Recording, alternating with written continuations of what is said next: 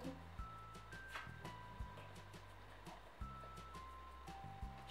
Aujourd'hui, on se retrouve pour la vraie première vidéo de la chaîne. Pour moi, la vidéo de présentation ne compte pas vraiment en fait. Pour cette première vidéo, j'ai décidé de tourner un book haul avec les livres que j'ai reçus à Noël, mais également ceux que j'ai achetés pendant le mois de décembre, plutôt avant Noël. C'est un peu lourd quand même, enfin pour moi. Je ne sais pas si c'est utile de présenter ces deux livres-là. Il s'agit donc de Le Quidditch à travers les âges et Les Animaux Fantastiques de J.K. Rowling aux éditions Folio Junior et la bibliothèque de Poudlard, quoi. Dans les livres de Harry Potter, on en entend parler. D'ailleurs, je me souviens même que celui-ci, Harry se le fait confisquer dans le livre, enfin dans les livres, par Rogue. Petite parenthèse, il fallait vraiment que je la fasse celle-là en fait. Ensuite, j'ai eu Phobos de Victor Dixon, collection R, Robert Laffont. C'est le tome 1. Ce livre, j'en ai entendu beaucoup parler et j'ai eu la chance de l'avoir et je suis trop contente. Mais de quoi ça parle Phobos?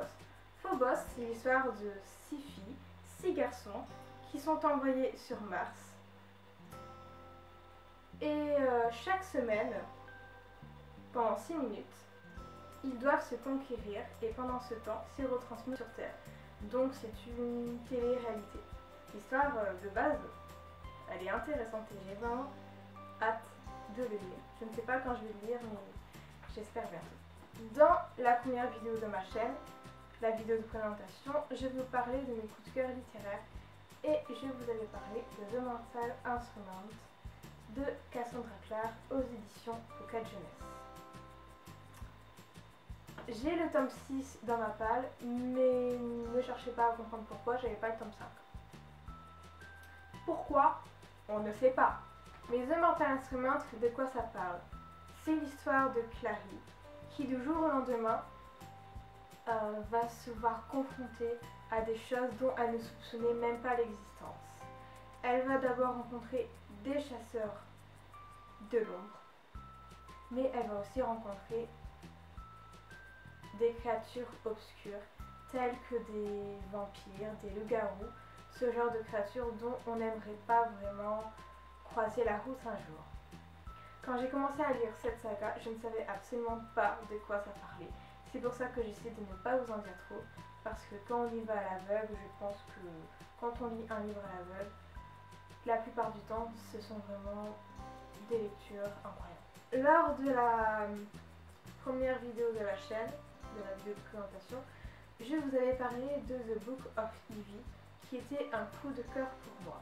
Aujourd'hui, je vous présente The Revolution of Evie de Annie Angel aux éditions Lumen, qui est le deuxième tome et le dernier tome de cette duologie.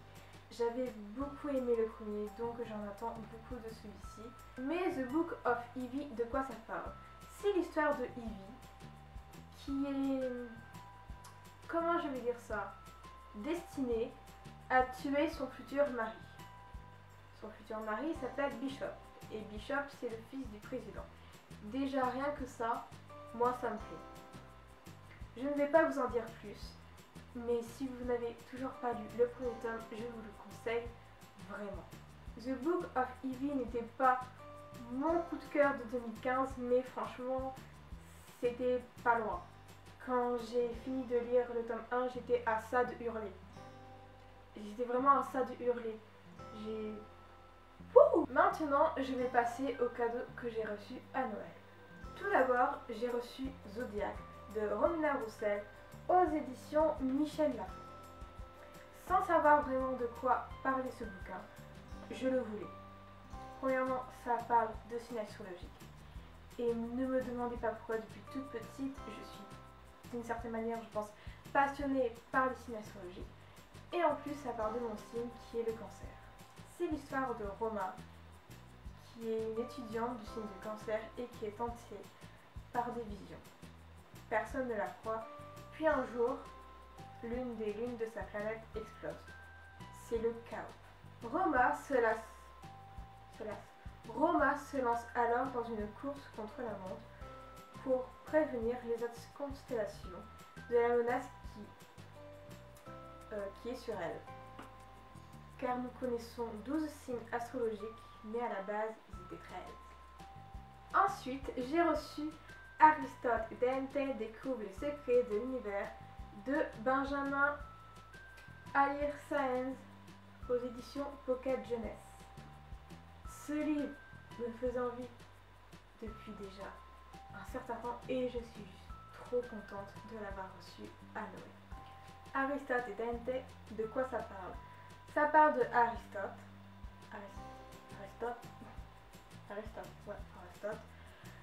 qui a un frère en prison, et Dante, qui est un garçon explosif et fier de lui. Ils n'ont absolument rien en commun, mais ils vont nouer une amitié profonde. Pour l'instant, c'est tout ce que je sais et c'est tout ce que je veux savoir. Et j'ai tout simplement hâte de le lire. Et pour finir, j'ai reçu Les fiancés de l'hiver, le tome 1, Le passe-miroir de Christine Dabos aux éditions Gallimard Jeunesse. Ce livre parle de Ophélie qui vit paisiblement sur l'arche de Anima. Elle a le don particulier de lire à travers les objets et de passer à travers les miroirs. Et on va la fiancer à Thorn du puissant clan des dragons. Et je tiens aussi à remercier Émilie de la chaîne Bulldog qui, à force d'en parler, m'a vraiment donné envie de lire ce livre. Donc je pense que je ne vais pas tarder à le lire. Je vais finir par cette vidéo par vous remercier de l'avoir regardé. Je ne suis absolument pas convaincue du résultat pour être franche, mais c'est ma toute première donc c'est normal. J'ai l'impression qu'elle est très brouillon, mais je sais de toute manière que je vais m'améliorer au fur et à mesure. Merci de l'avoir regardé et à bientôt.